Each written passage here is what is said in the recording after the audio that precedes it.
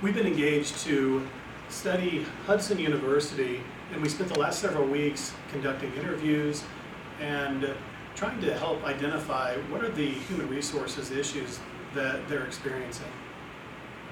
Generally, we found 4 different areas, and we'll identify those broadly, and then we'll go into specifics of each of those areas.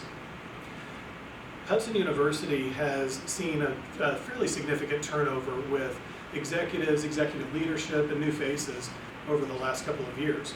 And so outside hires have added tension to employee ranks. It's added tension to executive ranks as they're trying to communicate to new people. And so Michael will talk specifically about management practices within Hudson University.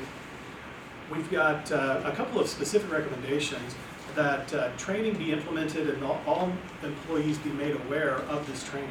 We think this would be important so that all employees are aware of training, because one of the key frustrations is that employees don't feel that there's specific supervisory training. And so we think it would be key to allow employees to see that training is being done now and that they're listening to the employees' concerns. Also, we have specific recommendations for the facilities department to create a 2-way communication policy, which we think will help create more effective employee communication. The second area we surveyed is work issues specifically related to communication skill. Carly will introduce us more specifically to this topic, but because new hires have been added to the organization, there's going to require significant work to align each of the new divisions, each of the new division leaders, so that cooperation, coordination is achieved with and among divisions. So we recommend that a focused effort be made to create trust via organizational communication, because as Carly will point out, trust is a backbone of any organization. Finally, we make a recommendation to create a clear career path for hiring. Because outside hiring was done, it's created tension within the current employee base. And so Carly will identify a method that we can resolve this as a human resource issue. Next, Emmanuel will talk about the specifics of this, but we surveyed a specific need related to performance management. Now, because of limitations of the budget, we felt that it was necessary to use non-cash compensation. So we're going to be looking at less traditional method for recognizing and rewarding employees. We recommend a multi-pronged approach that recognizes different motivations for different employees. And we'll start this with employee survey. So as Emmanuel will describe, he's created a multi-pronged approach to create incentive programs that try and identify specifically within each department and going to the employee level, how do they want to be motivated? And then we have some specific recommendations on how to motivate. Finally, employee benefits is a significant area that we survey. Jason will talk about the specifics, but rising healthcare cost is a reality. And so it's something that all employers have to face, and they're faced with this choice of we either reduce cash compensation and increase compensation to non-cash but benefits. And if you do that, how do you do that? So we'll describe what is the current insurance plan, what is a PPO plan, what's an HMO plan, how do those things differ, what are the benefits of each, and we'll talk about potentially a way to solve what is a significant HR issue, employee benefits. And with that, we will begin our specific recommendations with Michael.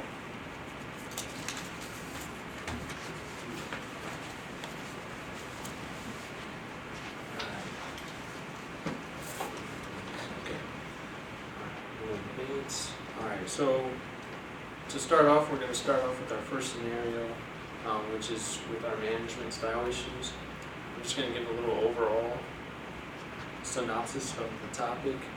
Basically, as Keith mentioned, we had an outside hire named Brad Tomlinson. He came in as the director of facilities, and he had to have a conversation with the vice president of campus operations named Fred Winters. And later on we'll see that the vice president of human resources and risk management is also going to get involved, and his name is David Bridges. So originally, management issues is the problem. So Brad Tomlinson is kind of hard-headed, abrasive, and he likes things to get done immediately, or as we like to call him, he's demanding, where Fred Winters is more of a hands-off approach supervisor. So Fred Winters is the supervisor of the other supervisors pretty much. And they both have different styles of management. Now, Winters has been getting a lot of complaints from employees under Brad Tomlinson that he is a little too abrasive, like I said before, and they don't feel that they can talk to him about any communications or other problems that they're having within their work. So Fred Winters originally ignored this and said, or thought, that these problems would go away. But they didn't, so he decided to have a meeting with Tomlinson, and that is pretty much what they discussed, is that Tomlinson's a little too rough on the edges, and Winters wasn't sure how he felt about it, and for the first time he decided that he needed to be more hands-on when he talked to Tomlinson. So after that, Winters then had a conversation with David Bridges, who's the HR vice president, and told him that he wasn't sure if they should have hired Tomlinson a while ago. Oops, excuse me, flip my page. So what Bridges and Winters decided, was to have a management style issues. Go back, there we go, go back. Right there, this one? That one's perfect. There we go. Okay. So they had management style issues, and what was recommended after Winters and Bridges had the conversation, Bridges recommended to Winters that he explain to Tomlinson that he should try and be more open to his employees underneath him and have them come talk to him first, which means go talk to Tomlinson first, instead of going directly over his head straight to Winters. That is pretty much our very first recommendation right here. So the employees under Tomlinson should be encouraged to go talk to Tomlinson instead of going over his head right away to talk to Winters about any problems they're having. The next recommendation was, was to provide extra training. So Winters would provide training to Tomlinson based on what he thinks his expectations are of a management style.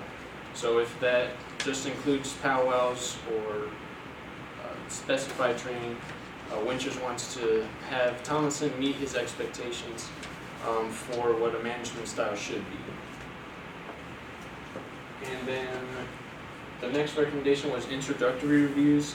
So the University of Texas released what they do at their university, is that they have introductory reviews after 6 months of being hired. With that, what they do is they assess if any changes need to be made, and this is what we recommend that Hudson University does as well, just in case any management styles need to change, or instructional points from both the management and the employees underneath need to be instructed on what they can do and what they can't do, just to make their management style easier to work with. So now we're on to succession planning. Hudson University has a struggling succession planning, as in they don't even have one. They never really trained any of their under employees to develop into a spot where they could become managers or move up. So our recommendation, of course, is to create a better succession plan. what they should do is they should work with the employees who already work there, who have a couple years experience, and try and develop them to get them ready for a spot that can become a management spot eventually. If not, if they don't think they have enough experience, that's when they should decide to probably hire outside. Or unless it calls for such specific experience, then you should hire outside. Otherwise, like we said, develop your train your underlings, as I like to call it, and you do not always have to hire outside. You can go to the next one. Okay, talent management. All right, so now we're on talent management strategy. This mainly has to do with how the HR is basically recruiting from the inside or outside. Again, what HR should start off doing is having survey functions, or what do we call it during class, the job analysis function. So HR is going to go through the entire facility, the entire college, and find out what each job does, what each role does, get to know specifics, so then they can hire or move up positions that already are qualified or need to be qualified. University of Pennsylvania launched a study where upper management has to identify the most important positions in organization in order to be successful. And they should have a critical number, so like they have to have a specific actual number. They usually recommend number of 2 if someone was going to get hired in a position. So say we're starting at the bottom and we need them to move up one management position. The upper management above that needs to have at least 2 people they think that could fill this position and get them ready to move into that position. And that's the inside talent strategy management from University of Pennsylvania. And what they say on the outside is you just find the best you can in the position that you think, but hire cautiously is what they recommend.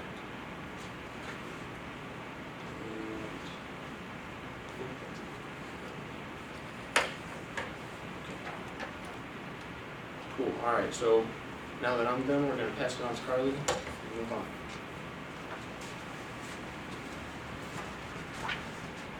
So I had scenario B, which was over employee engagements. And an overview of this scenario, so the head of the HR department, David Bridges, gets results from this survey. There's a survey that is put out every year by the state of New York, and it's the top 100 organizations to work for in the state of New York. For the past 4 years, Hudson University has always been on that list. They were one of 4 universities that were included in that whole list.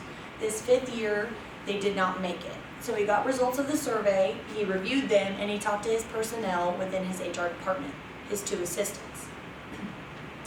So they noticed that there were a few problems with their survey compared to the previous years.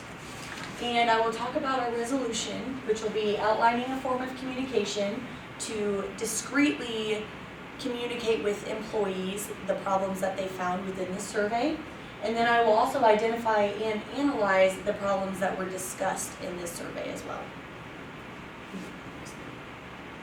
So being able to communicate with employees but without disrupting their morale is very, very important. And this is where having a transparent form of communication will be very beneficial. So I have 5 tips for implementing this new form of communication into the university without disrupting employees' morale or causing a scuff with employees. So first, this will be a full-time project. You should be able to have a team come together and be able to strategize and implement this form of communication to the whole university.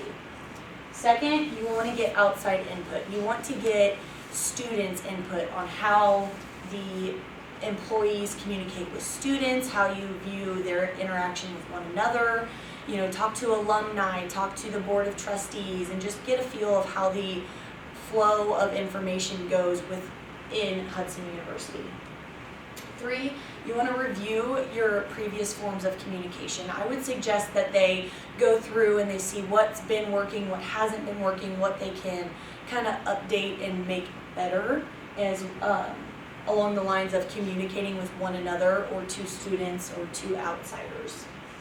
4, you want to let the employees know of the updated policy. You know, you can have a meeting, you can send emails, but you want to make this new form of communication aware. You want to make sure that everyone knows what's going on, that you have this new form of communication, get feedback on it, and just see how it's working for the employees. Let them know it's available.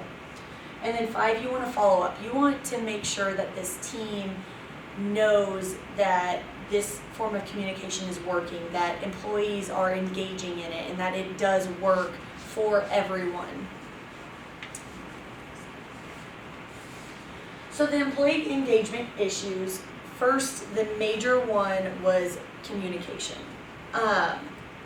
So the communication between departments, with supervisors, with new hires, a major problem that was brought to light in the survey was just having new hires come in from outside when there were personnel that have been there for a substantial amount of time. They felt as if they needed to be promoted, and that caused some tension and lack of communication between departments, between supervisors. There was a new president that was hired as well, so there was just a lot of tension there. And I would recommend having some socials, having the new president be able to introduce herself, let her know that, you know, let her employees know that she is there to further the enhancement of the university, as well as being open to listening to employees and getting outside information and as well. So employee relations, that was another problem that was causing a lot of tension, which goes right along with our communication. You know, trust is the backbone of communication in a university, any organization, actually. So it would be beneficial for these new hires to create a bond with employees that have already been at the university for a substantial amount of time. Like I suggested earlier, having socials, get to know yous, you know, having just the new hires introduce themselves and get to know everybody, as well as building trust with them. And also, supervisors need to make employees feel important. You need to make them feel heard. You need to make sure that they feel as if they can speak freely and that their recommendations will be taken seriously, and that you are open to communication with everyone. And that being said, Emmanuel will take over and discuss resolutions for performance management.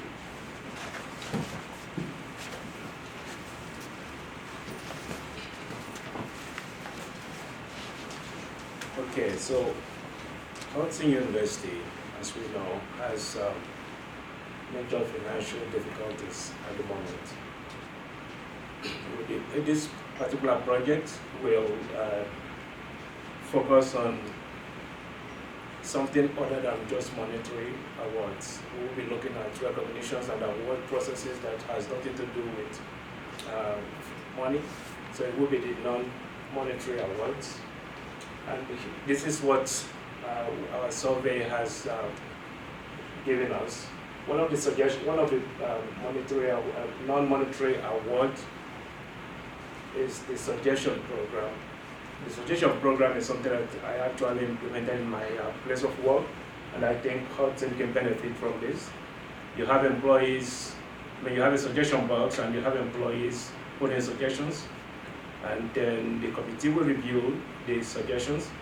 If the suggestion is being implemented, the employee will get an award at the end of that process.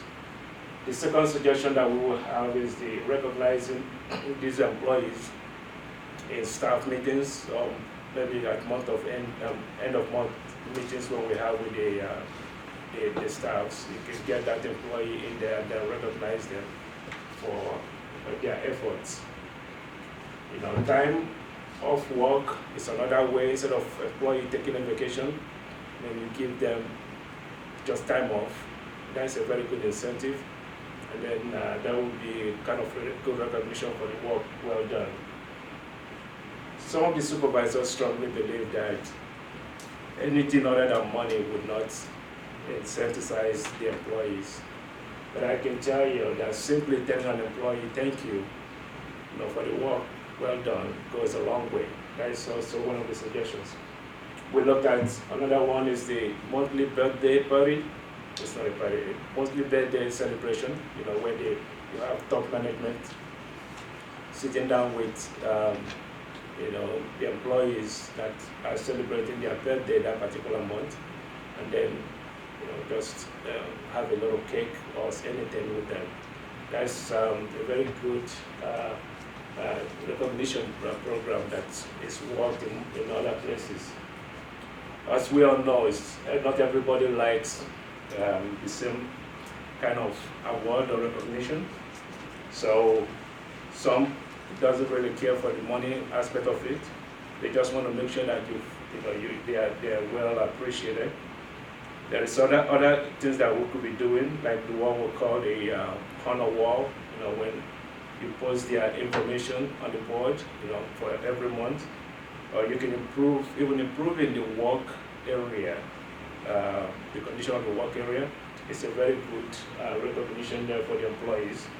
Flexible time or flex time is one of them. Delegation, giving them good role responsibilities, would go a long way. And job enrichment is also a very good recognition and award process out there. Okay, so the next one we are challenged with was Hudson College wanted to implement the pay for performance approach of performance management. So pay for performance plan refers to a compensation model to pay employee based on productivity instead of fixed salary or hours spent on the job. It's used to encourage employee dedication to the job and meeting organization goals. Some examples of pay for performance are, we have the gain share plan. You also have the profit sharing plan, discretionary bonus plan, individual incentive plan. You have the unique recognition and seniority-based approach. We're going to be looking at, my recommendation would be the merit-based, or we call it the individual incentive plan.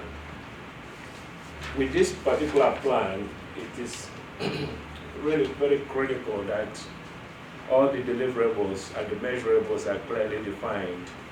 So for this plan is actually based on meeting work-related performance standards, such as productivity. You have the quality, safety, customer service, attendance. These are things that are clearly measurable, and you could use those for this particular incentive plan. It does not do well with a group, okay? So you cannot apply it. A group is more of an individual incentive plan. All right. With that said, there are also some advantages and disadvantages to this particular plan. Some of the advantages are it motivates employee to increase productivity. All right, it results in improved employee performance. It helps in retaining the best talented employees in the company. It also provides ease of administration with the understanding that the employee you have at that particular time is what you needed to have. It aligns employee actions with the interests of the company. It also helps employers to differentiate high-performing individuals and low-performing employees. Some of the disadvantages to this particular plan is it hampers the quality of the output as more emphasis is being, everybody's looking at themselves and not about themselves. There is also a lack of teamwork within this particular plan. it requires high level of skill for managers to calculate those performance measurables. And that's all I have. Next, we're going to talk about the employee benefits. Jason. Thank you, Emmanuel. Okay, I'll take us through our employee benefits. This is a situation. The school endowment is actually down 16%, despite the fact it's well over $300 million. Okay, and with that, medical expenses are actually up 23% in the last year. Okay, so they're rising medical costs. Okay, and that even includes the school actually reducing its contribution from 85% down to 80%. Okay. Currently, with employees and dependents, there are over 1,500 participants in the medical plan. And some research about employees overall shows that they generally, what's important are premium and deductible prices, as well as what their employee pay level is. That all contributes to what they're looking at in their health care plan. And with more research, women overall are more interested in preventative care than men. That's important to us because Hudson College, our employees are actually 55% female. Okay, so what we've been tasked to do, or Mr. Bridges has been tasked to come up with different health care plan options, and Ms. Gould has been tasked to come up with a wellness plan. Okay, so course of action, we've got two main courses of action for our health care options. Okay, currently Hudson contributes 80% to a preferred provider organization, or a PPO. Okay, what that is a PPO provides healthcare services for a fixed fee based on agreements between doctors, hospitals, and other related medical service facilities with an employer or insurance company. They emphasize cost efficiency by marketing to purchasers over users and provide some flexibility in providers. Okay, there are cost controls, which are generally intended to protect providers and reduce overall risk. Now, the easy solution to this is to just go ahead and reduce our contribution to, say, 75 or 70%, or raise premiums. That's an easy solution, but I don't think that'll make our employees very happy. So one thing that we can do here at Hudson is switch to a different PPO, find another provider, shop around a little bit. Okay, there are many providers out there. One that I have some personal experience with is United Healthcare Plus, where basically on an annual basis you go in and really update your healthcare needs, and you can almost track, almost a la carte, how much you're willing to spend. Okay, that's just one of the options. I think the college needs to relook at its provider and could possibly find a PPO that will give us some lower rates. Okay, second big course of action involves actually switching over to an HMO, or a health maintenance organization, as our provider. Okay, an HMO is a medical organization consisting of medical and health specialists offering both outpatient and hospital coverage for a fixed monthly fee with repayment for comprehensive health care that promotes preventative, healthy lifestyles. However, HMOs also, they contain costs by basically kind of reducing overall options to users. So that is kind of the big thing between PPOs and HMOs, is that PPOs may be slightly more expensive, but you usually have more options. The employees, the users have more options in a PPO over an HMO. Okay, it's a generalization, but that's kind of how it is. Now, many different HMOs that are out there, Anthem, Cigna, Kaiser Permanente. One highly rated one is Blue Cross Blue Shield, which is very good overall. It has relatively high standards, and it could be a way for the company to reduce costs overall. Again, it might go in flexibility, but it may reduce costs if that's where we want to go. Okay, regardless of which plan we go with, we want to come up with a good wellness program, and there are many different options here. But we've outlined three big tenets of what it should be. One should be an on-site fitness center. Now, this is a university. I'm sure we've got plenty of gyms of varying ages and quality. Okay, we want to probably put some money into an employees-only facility. Okay, one that we have some personal trainers there who can help individual employees become more physically healthy. Okay, have different workout options. Have a swimming pool. Have a rock climbing wall. Do yoga classes, or Tyll or whatever, right? And some different options to improve the overall health. With improving the body, we also have to improve the mind. Employee assistance programs can do that. They can help our employees with things such as stress, substance abuse, depression, anxiety, even financial support. So we can help both the mind and the body. And then finally, we have wellness challenges, basically whether it's individuals or different sections, and if their progress is tracked. And there's competitions there, okay, with possible prizes based on how people are doing. Okay, specific things could be healthy food options, smoking cessation, weight loss assistance. Okay, overall, this wellness program is going to require some money up front. We're going to have to dip into that endowment and put some money into our facilities and hire some people. Okay, but short-term benefit of that, again, we have some employees who aren't necessarily happy with it.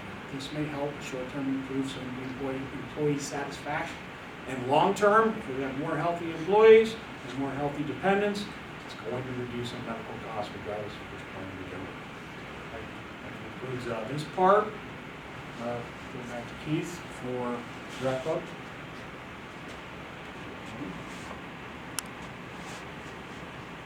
Are there any questions?